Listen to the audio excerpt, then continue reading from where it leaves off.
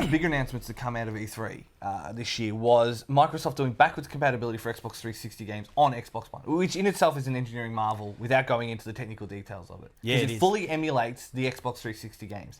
And AAA titles, which should be really demanding, run perfectly, So which is great. the big ones off the top of my head, Fallout 3, Gears 2, Mass Effect, Stick of Truth, Mirror's Edge. Yep. There's plenty of decent games that were in their day, particularly taxing on the systems.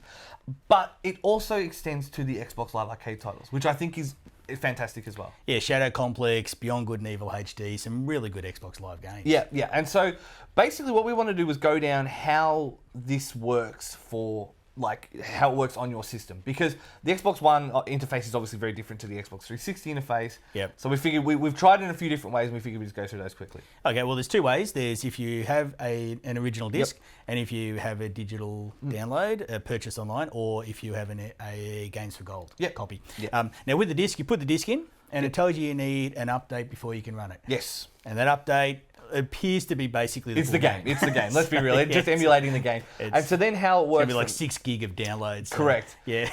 And how it works then from that point is that basically the disc works like if you've installed it on your 360, or how Xbox One discs work. You put it in while it's in the drive, but it basically just reads off at once and says, oh, the disc is here. And then the disc is a dongle. Yeah. The good bit about it is if you...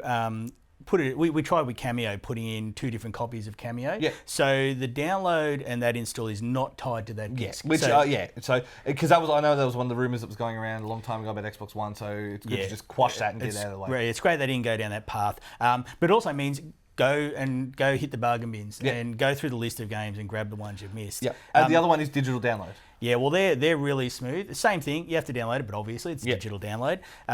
Collect all your games off Xbox.com for Games for Gold, the 360 games as well, because they will show up instantly in your ready to install. So basically you go right to the edge of the games list that you have installed in your system, and it says ready to download. And it's there, you'll see the green side thing saying it's an Xbox 360 game. Fantastic. Like, it works real simple, real easy, emulates well. I've not had an emulation problem so far whatsoever. No, it's fantastic. Quick note on save files. Now, if you have a 360 and you've got save games you still want to use, you've got the cloud storage. And it'll, Go into your storage, upload them to cloud storage, and the Xbox One will then grab that save game from your cloud storage. So you'll be able to continue your game as you were playing it on your Xbox 360, which is a really, really nice touch. Really cool. Yeah, so basically it's a very well done system.